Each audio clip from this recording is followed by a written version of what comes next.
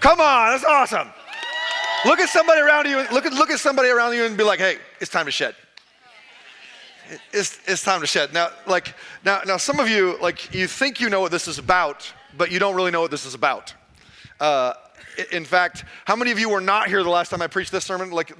So the majority of our church was not around because we were only about a couple hundred people when we did this the last time. But the result of it was massively impacting, not just to our church, but to our community. The result of it was people gave away so much crap that they filled a warehouse.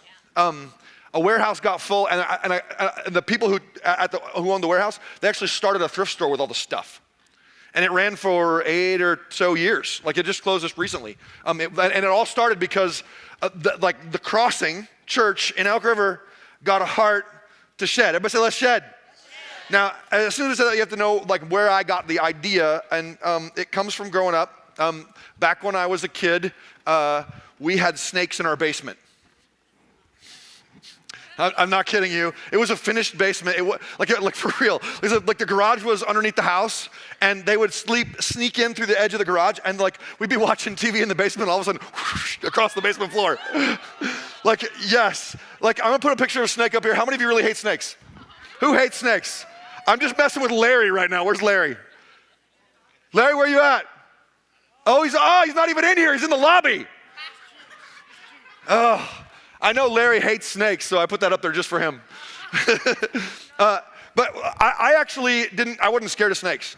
My parents, terrified of snakes. So they would be like, ah! And they'd bolt, and I'd be like, yay, snakes! And I would catch them. I had I could put them in the cage, and I'd take them places. I was the kid. I'm 8 years old. Hey, look, I got a snake in my pocket. Crazy. I just any kids like playing with snakes in your kids? Can I see your hands? We're not a snake handling church, just so you know. But I love them.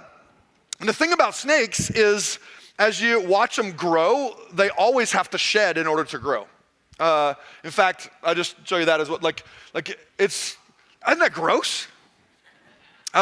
But they have to shed in order to grow. In order for a snake to get healthy, it's got to lose all the stuff on the outside of it. My son, Braden, when he was about 8 or 9, got a corn snake. And it grew from, this big to that big. And it started out eating little tiny things, and then it was eating mice, and I was oh, we gotta get this out of my house, because he thought it was great, and it got loose in the house one time. We had to find it. Took us 2 days to find it. It was just the best snake we had in the house. But whenever this corn snake, his name was Weaver, right? Whenever, okay, can you take the picture away, because it's freaking people out. Just can you make the snake go away? There you go. Some people are okay. Anyway, so Weaver, whenever he got to a certain point where it was time to grow again, you'd know, because he couldn't see. It wasn't just that, it's time to shed his skin. Literally his skin would get so old it would cover his eyes. It was almost like there were scales over his eyes, so he couldn't see, and he's bumping into stuff in his cage. And all of a sudden he would start to scrape against the side of the cage, and then he's scraping against the rocks, and he's scraping on the sand. And eventually all of the stuff that was coating him, gone, and he was healthy again. And this is what got me thinking about the concept of shed, and that's this. I believe this. You and I, we got to shed if we're going to become spiritually and emotionally healthy. What tends to happen to Americans, what is the one word the government uses for Americans? Consumers. If you don't consume anything, you're not worth anything to the government. Because if you don't buy stuff, the economy can't move forward. And if you're not a part of the economy, then you can't be a taxpayer. And if you can't be a taxpayer, then this is how the government talks about Americans. They call us consumers. Come on, say consumers. But the problem is, if you think of your life like a consumer, you're always gonna end up feeling like you're missing something. I still remember when 9/11 happened, because it freaked me out. 9/11 happened, obviously that's terrible. A couple months go by, 2 or 3 months go by, and the economy's not doing great. And the president gets on television and goes, here's what we gotta do, guys. Everybody go out and buy a car. And the answer to tragedy was buy more crap. Now, just to be honest, is stuff bad? Yes or no? No, stuff is not bad at all. So like look at the person next to you and say, I'm not gonna judge how much stuff you got. Because it's not about what we have or don't have, it's about how we view our lives. Do we get up in the morning and think, I wanna be a consumer, I have to get more stuff, I have to get more stuff, I have to get more stuff. Because here's what happens. Over the course of time, our lives start to get unhealthy, kind of like a snake ends up with scales over its eyes, and all we start thinking about is, I gotta get that thing. And I'm going to work this week so I can get that thing. And mentally and emotionally and spiritually, we're not having vibrant relationships anymore. We're just buying things and paying bills. And it's not that things are bad. It's not that things are bad. It's that if things start to control us, instead of us controlling things, we end up corrupt. In fact, think of it like this guy.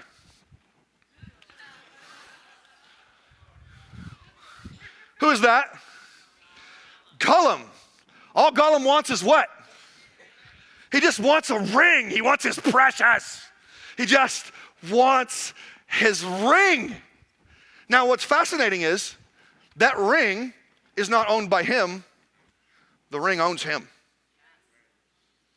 In the same way, what happens to us over time as Americans, because the only thing you're ever told in culture is buy more stuff.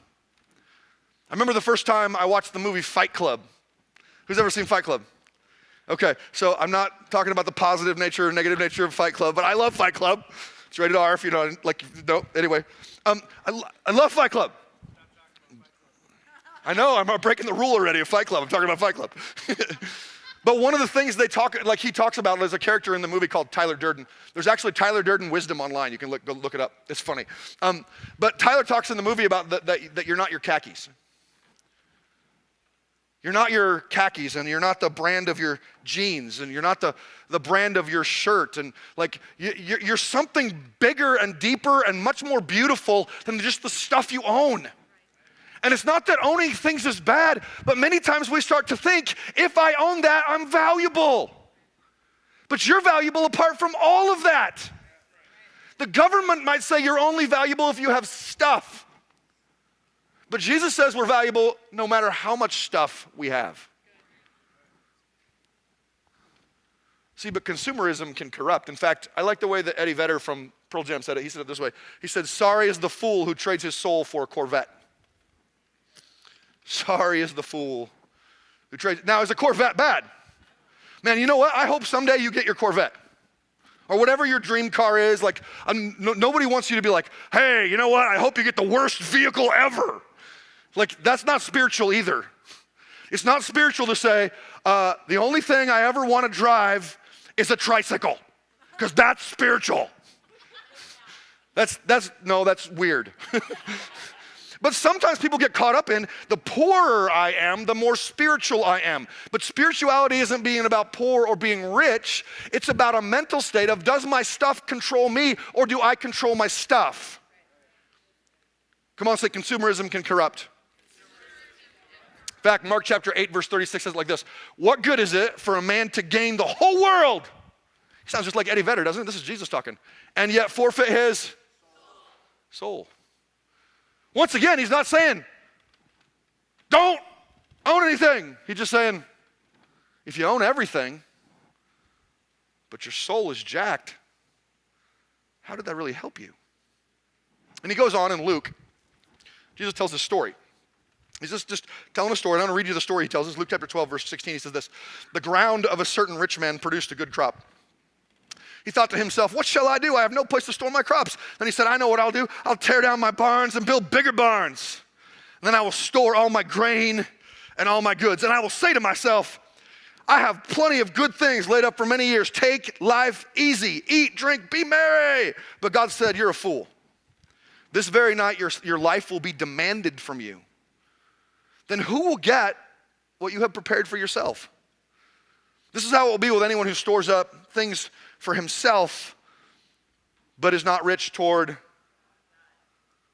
Notice once again, he's not saying that being rich is bad or having things is bad. And this is the part that I want to be clear on in America. Like it's not that it's wrong for you to have a good job and drive a decent car and live in a nice house. Like that's not the issue. The issue is if we have all these things, many times we can't see past the things to actually see God. It's like scales get put over our eyes. And instead of praying when something breaks down, we just grab a credit card. It's our God. When something's not working out, how can I pay for this? How can I adjust that? And we start living lives where everything is like the way in which one pastor friend of mine said that we become Christian atheists. We call ourselves Christians, but we live like atheists. There's no prayer. There's no trust. There's no seeking God. It's just, hey, this is life. That broke down. Got to pay for it. Don't know how I'm going to pay for it. Rather than, I know, credit card, here I go. And then we just move forward. And we live lives that just more and more stuff begins to accumulate. Now, I did some research because I like stats. Anybody else like statistics? So I just was like curious about Americans and consumerism, and it's pretty cray-cray. For real. Just a couple, I'll give you just like 10 or 12 stats real quick. In 1930, the average American woman owned 9 outfits. Today, the average American woman owns 30. I'm gonna stop you for a second. It's not bad that you own 30. It's just that our culture has said, you're probably not gonna just like that one, you need to get another one. And so then you get one, I kind of like it, so I get this one, and I kind of like this one, and I get this one. And what you end up with is 30 things you don't really like rather than 9 things you really do. And if you would just be selective rather than, I gotta have another one and another one, you could get what you really like. You could dress how you really like. My uniform last year, like I don't know if anybody of you noticed it or not, but my uniform on the weekend was a pair of jeans and a black t-shirt. Who noticed that? Anybody else notice that? I was like, first of all, it's slimming, you can't see my belly.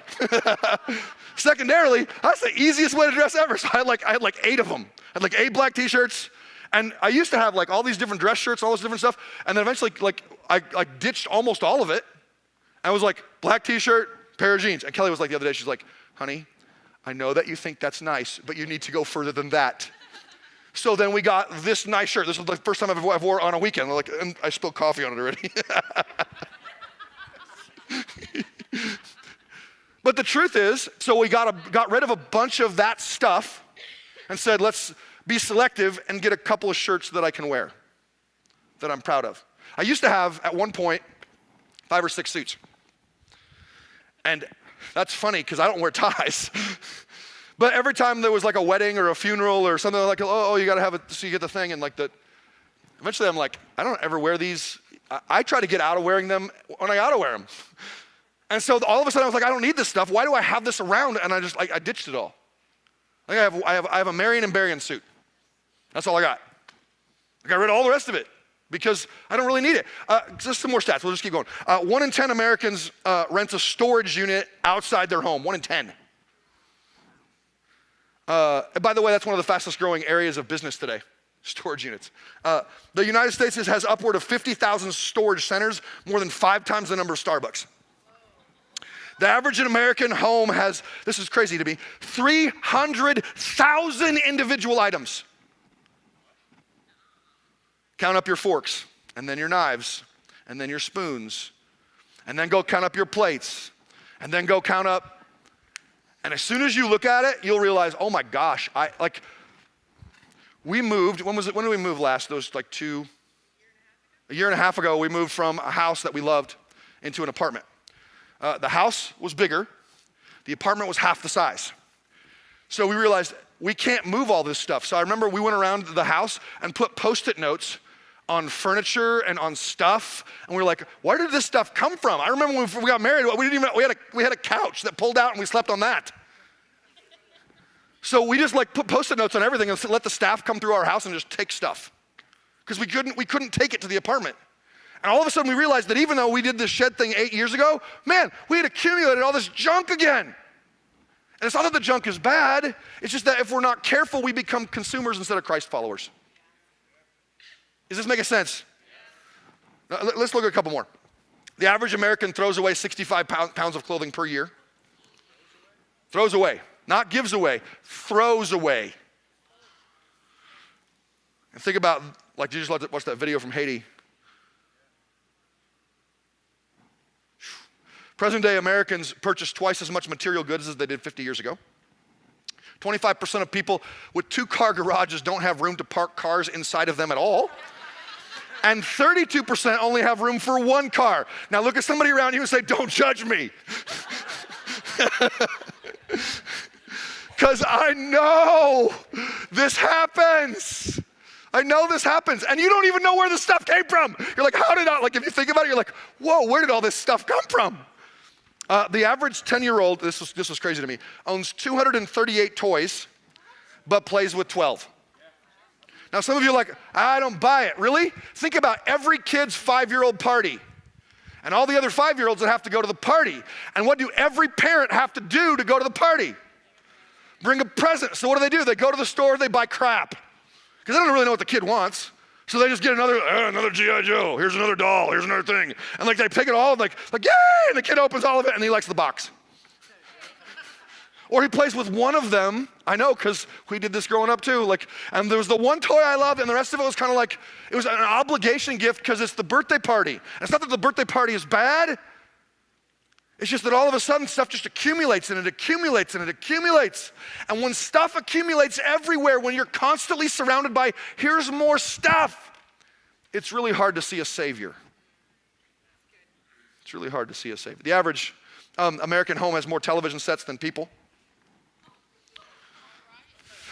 Americans spend more on shoes, jewelry, and watches than on higher education.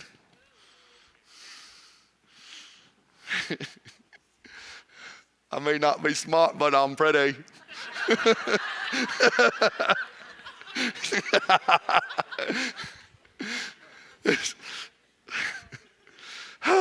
Americans spend 1.2 trillion annually on non-essential goods. In other words, items they do not need. 1.2 trillion. Our economy runs on you buying things you don't need to impress people you don't like. Doesn't it? Your economy runs, this whole thing runs, the whole American economy. And it's not that the economy is bad. It's not that America is bad. It's not that buying things is bad. It's just that many times this stuff can get us very off track with our faith. How do I know that it takes people off track and can corrupt the soul? Well, think about it. Americans are the richest we have ever been, basically, as a culture. And this is some more stats. Happiness levels are at the lowest levels ever recorded as a nation. Medications for stress and anxiety are at the highest levels ever. Suicide and depression are rampant. Would you agree with that? But yeah, every time you see something, you think, if I get that, it might make me happier. And what do you know after you get it? The soul didn't get satisfied with another thing. This is Psychology Today magazine. The belief that material possessions improves individual personal and social well-being permeates America. However, contrary to this belief, multiple studies show that materialists, compared to non-materialists, have lower social and personal well-being. People who are always trying to keep up with the Joneses are never the people who are at peace. They're always the ones who are most anxious. They're the first to judge. They're the first to push back. They're the people that are not worried about what you think of them because of what they have or don't have are the ones who are the best peace of mind. And once again, it's not about how much stuff you have or don't have. It's like, remember what we tell you all the time? That your thinking is going to take you on a journey? In fact, where the mind goes, the man, what you think about you, bring about. Like what you're thinking does up here about how you're living your life. If I could just get that thing, if I could just have that stuff, if that's what starts to consume us, consumerism will corrupt. But on the other hand, here's what I really believe also. It is not a bad thing to have things. It's only a bad thing when things have you. Notice it's all here. It's not what's in your bank account or what's in your driveway. It's here. And how you're living your life. And I hear all that. And the answer to this simply is this word shed. Come on, say shed. It's an acrostic. I'm going to give you the first 2 letters of it this week, and then next week we're going to give you the last 2 letters. So this week is shh, and next week we're going to talk about ED. Those are my initials.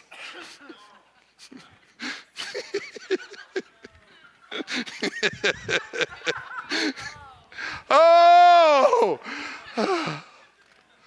Shh. Shh. So tonight, I was waiting all night for that one. S stands for separate the treasures. Everybody say separate the treasures.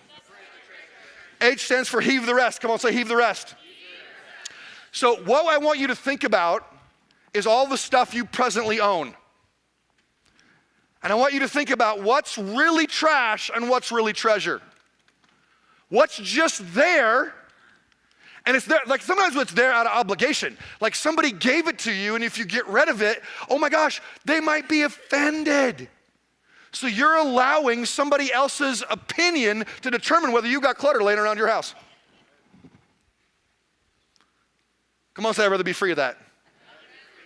But say separate the treasures. Here's what I mean by that. Ask yourself this question about your possessions. Have I used it in the last year? If you have not used it in the last year, it is not a treasure. It's clutter. Now immediately, people hear this sermon or this concept and they're immediately like, okay, so I should get rid of some clothes maybe. And like clothes is a no-brainer one. But for a lot of guys, like clothes are not your deal anyway. Like I want you to think about all the tools you have in your garage that you haven't used in the last year. That somebody else could use. I remember the first time we did this series, I went through my garage and I had 5 hammers. I should never be allowed to use 1 hammer. But I have 5. I don't know why. Because apparently I was out someplace and I needed to fix something. And I was like, oh, I don't have a hammer. I went and bought another hammer. And what happens is it all starts to accumulate. Ask yourself, of all the stuff you have, what have you not used in the last year? This is what Jesus says. This is not just practical. This is scriptural. This is Jesus preaching. He says this, Matthew 6, do not store up for yourselves treasures on earth. Wait. That's a really straight up statement. I was like, man, there's got to be a way around that one. Don't store up for yourselves treasures on earth where moths and rust destroy and where thieves break in and steal. I would say much of the destruction ends up being our own souls when we focus on it rather than focusing on something higher. But store up for yourselves treasures in heaven, where moths and rust do not destroy and where thieves do not break in and steal. For where your treasure is, there your heart will be what? So what he's saying is this, if your focus is your stuff, your heart's always gonna drift away from God. Not that the stuff is bad, but if the stuff has you.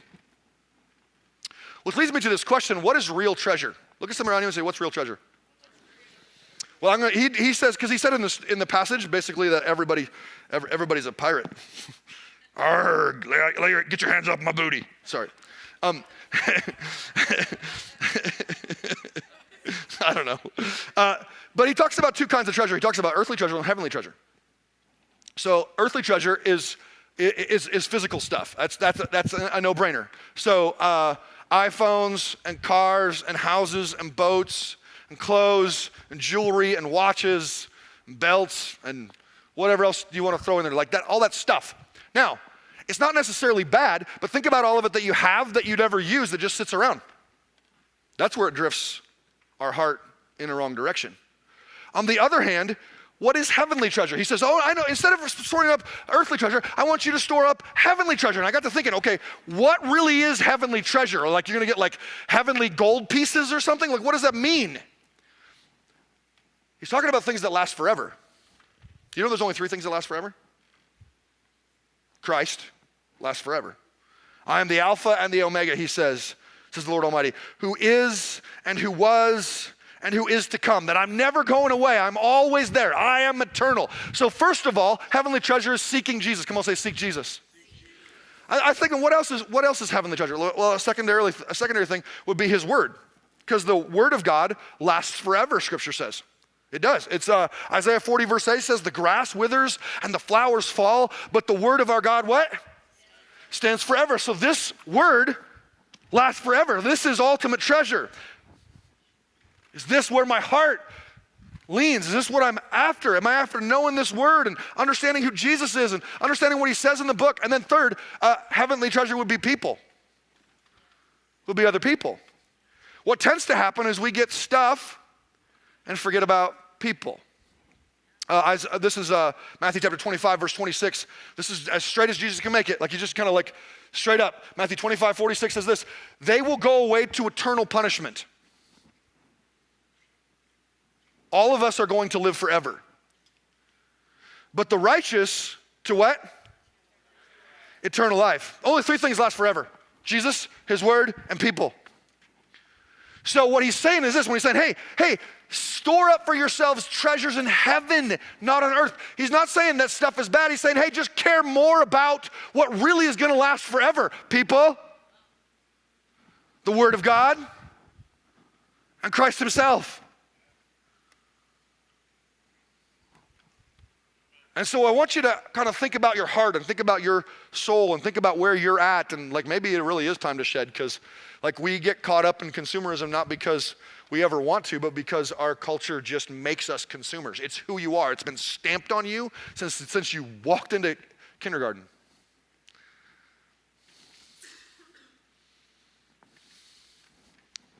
How many of you, maybe this will help if I can have another story, and it's not about snakes, Larry, just so you know. How many of you have ever eaten so much that you threw up? Can I see your hands? Be honest. Like, this has happened multiple times in my life. I'm stupid. Ninth grade, I'm going to the Boundary Waters for a week. I'm super stoked about going up there, and my mom made me 24 cookies for the entire group. I ate them in the van in the first hour. I didn't know any of the other kids. I was trying to like make a good impression, and I'm eating cookies, and like I didn't think to like let somebody. So I remember all of a sudden, it's coming back. And like I'm like pull over, and so I'm hurling out the window, and then like I get the van over to the side, and like then like all over the ground next to the like, and all these kids don't know me, and they're like, dude, who's the weird kid? And it was just because I consumed so much that my body had a reaction. It had to purge. I had no choice. Then I told you I'm kind of an idiot sometimes. So Kelly and I are not really dating, but we're hanging out all the time.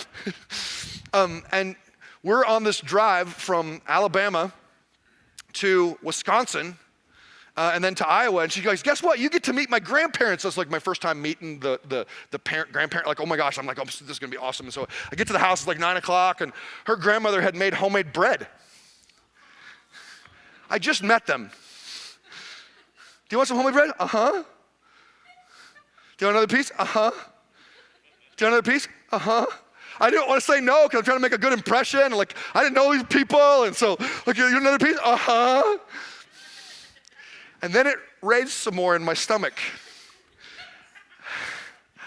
And all of a sudden, it got to come back out. And so right next to the kitchen where everybody's still talking is the bathroom. Thin little bathroom door, and I'm on the other side just hurling my guts out. Hi, I like your granddaughter.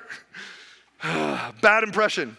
But I tell you all this because it's true that if you consume too much, there needs to be a purge. Spiritually, I think the same thing is true. That what happens to us over time is we get so caught up by accident in our stuff, not on purpose, it just happens. That if we don't think, man, I gotta purge some stuff. I gotta get back to what matters most is Jesus and his word and people. Relationships matter more than stuff. Would you agree with that? So sometimes we gotta purge the stuff in order to have the relationships. We gotta get rid of the clutter so we can see other people. Which leads me to that letter H. Heave the rest. Come on, say heave the rest. Heave the rest. All the stuff you don't need or use, Shed it. All the stuff that you no longer need, all the stuff you no longer use, all those tools that just sit around. Maybe for some of you, like it's an old boat. Maybe for some of you, it's an old car. Maybe it's small stuff like watches. I don't know what it is, but I'm going to suggest that you heave the rest. This is Luke chapter 12. It says this. Is this Jesus talking again? He says, by the way, I read this verse last week in last week's sermon, or the first part of it. Don't be afraid, little flock, for your Father has been pleased to give you the what? Come on, say, I own it all. So why am I hoarding all this crap? If you already own it all,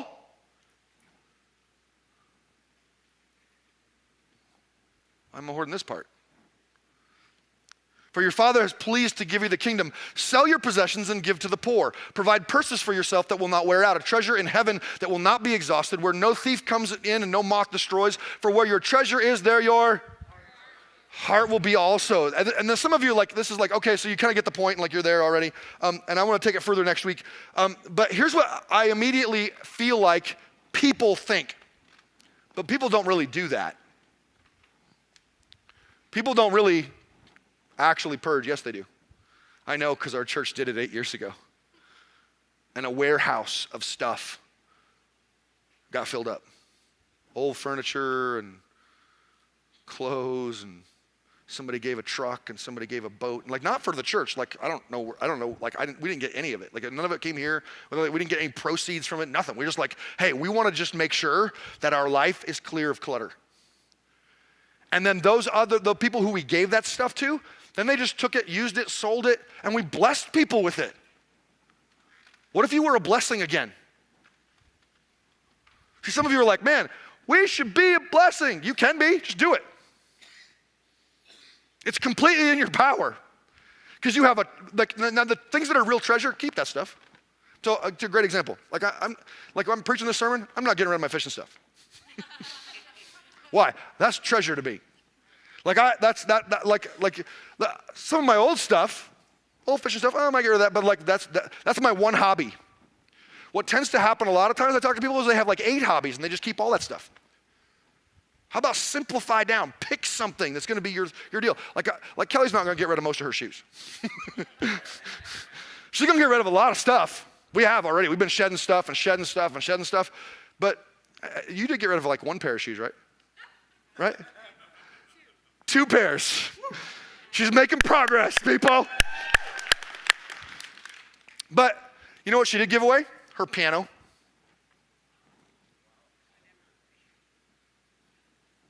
We got that piano our 2nd year of marriage from a great aunt. We were like, yay, Kelly plays the piano. We'd love to have a piano. Do you know how many times I have had to move that stupid piano? 6 times. I moved it by hand to the 4th floor of an apartment once. She never plays the piano. So I was like, hey, honey, we're gonna do the shed thing. Can we finally ditch the piano? And she's like, yeah. So we did. It's gone already. They're like, it's somebody else has it. Like, actually Zimmerman has it because they're gonna use it up there. It's sort of in the family. There you go. But that's an example of something that she loved, that piano. But she never played it. Like, literally never played it. Like, we couldn't think of the last time she'd played it. Do you know what we used the piano for? It was our TV stand. Our TV stand on top of it. It was a giant paperweight. Like, we just didn't use it, and all of it is just gotta go. I want you to think about how you could bless somebody else, because Mackenzie's gonna play that piano in 2 weeks for a special song in Zimmerman, and there's gonna be value in it, and somebody else is gonna get a blessing from it, and all of a sudden, it's gonna get used in a healthy way again. See, we can choose to be blessings, or we can choose to say, man, somebody should, and like I can't figure out why I can't see, and like at some point, just see, the early church was all over this. This is kind of my heart behind it. Is at the very first church that ever existed. 3,000 people give their life to Christ, and this is one of the very next things that happened. All the believers were together and had everything in common, selling their possessions and goods.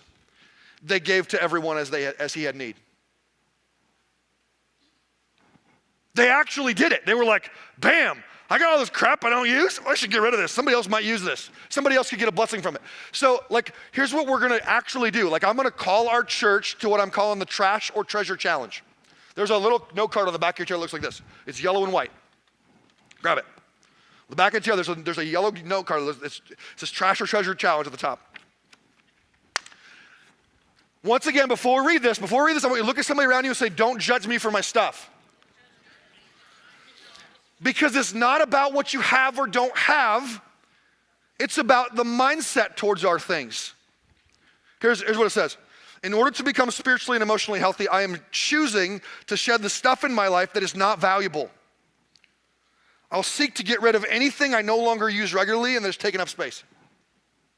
I'll ask myself this question. Have I used this in the last year? If not, I'll seek to give it away, and we're going to put a deadline on it, because this is what happens. People come to church and you're like, oh, that's a really good idea. And then 2 months later, you're like, I forgot about that. So we're going to give you a deadline. September 4th, Labor Day weekend. Look at somebody around you and say, you should shed. You should, whatever that means for you, whatever that looks like. Maybe for you, it's one pair of socks. Good. That was the thing that was, for some reason, that pair of socks was keeping you from Jesus. Whatever, I don't know. They were holy socks. Maybe you should keep them. But whatever it is for you, I recognize that stuff won't make me happy, and so I'm gonna let it go. Come on, say, let it go. Every sermon. I will give things away, I'll sell them and give the money to those in need. This is the key to this. Maybe right now you're broke and you need the money. Great, sell it and keep it for yourself. You're in need. I'm not telling you what to do with your stuff. That's the key here. But maybe you're like, oh, I think I could sell some stuff on Craigslist and then give it away as a blessing to somebody. Not to the church. Not to the church, and we don't want your stuff. Look at somebody around you and say, the church does not want my stuff. If you show up with a van load of stuff, we're gonna say, no. We don't want your stuff. We just want you to be a blessing to someone else. We want you to say, you know what? Christ is more important than consumerism. So go through your stuff. If I've not used it in the last year, give it away, sell it. Here's our goal, to get rid of everything that really isn't important so that I can hear and see God clearly. It's a spiritual thing, not I dropped off some junk at the thrift store. It's because you really want to see Jesus clearer. You want to be like, you know what? I don't want to be consumer-based. I want to be Christ-based. I want a heart that just wants to walk with Christ and love Jesus, and I want to care about people. And so I know there's some stuff that's got to go so I can see him better. Disclaimer, don't be legalistic and make yourself miserable. The goal is to find joy and get rid of things that are cluttering up your life. If you're like, I should get rid of that, but I feel if you feel bad about it, keep it. The goal of this is not to make yourself miserable. The goal is to elevate your life. Happiness, joy, the things that matter most. And you can see the difference. You know the difference, so figure it out. Once again, the crossing doesn't want your stuff. Places that will accept your stuff. Last time we gave it all to one organization and filled up a warehouse. We're not doing that this year because we have 4 campuses. So there's no way, and then people watching online from Iowa, so there are people from all over the place. So there's no way we can have one location to give stuff away to. So what we can do is give you some suggestions. Elk River, Zimmerman, St. Michael, there's a couple suggestions. St. Cloud, some suggestions. Curbside pickup from a couple places. They'll actually come take your stuff away. Maybe though, it's not about those organizations, for real. Maybe you already know somebody who needs an extra car and you have one, just give it to them. Just walk up and hand them the keys. Do you know how fun it is to give something to somebody who needs something? They get a vehicle or they get a boat or they get a whatever, they get that. But you'll be ecstatic. I remember the times that I have gotten to do this, how much joy I got out of it. And they got whatever, but I got a lot of joy. One of the value statements at the Crossing is that we lead the way in generosity. That we just want to be people of radical generosity. Why? Because Jesus was radically generous. The church isn't after anything from you. We just want you to see Jesus and bless people. Do you know what's fascinating about that? Jesus says, greatest commandment, love God. Second greatest commandment, love your neighbor as. You're fulfilling both with this challenge. How cool is that? Now I gotta be done, but I want to throw out one last verse. It's not in your notes anywhere, but this verse is the kind of the capstone of the whole deal to me. This is Hebrews chapter 12, verse 1 and 2. If you want to write it down in the margin of your notes, if you want to look it up later, this is kind of like the ending verse that like really locked this down in my brain. Let us strip off every weight that slows us down. Sometimes it's our stuff that slows us down. Especially the sin that trips us up. And I would say materialism and consumerism can become that in our lives. And let us run with endurance the race God set before us. We do this by keeping our eyes on the champion who initiates and perfects our faith. So how I want to end this is this. I don't want you spending the next week looking at your stuff. I want you to spend the next week looking at Jesus. Look at Jesus. Worship Jesus. Care about his word. Care about people. Let's focus on what matters most. And it's really easy then to see what stuff needs to be stripped away. Come on, say, keep your eyes on Jesus. Let me pray for you. Some of you know right now something you need to give away to somebody else. That's the Spirit of God talking to you. That's not just me talking to you because I don't know your stuff. But you know something that you have that somebody else could get a blessing from. I dare you to give it away. Some others of you know somebody who just needs a little bit of cash. So sell some stuff and give them cash. But imagine what could happen in our communities, in our own lives, if we just got radically generous.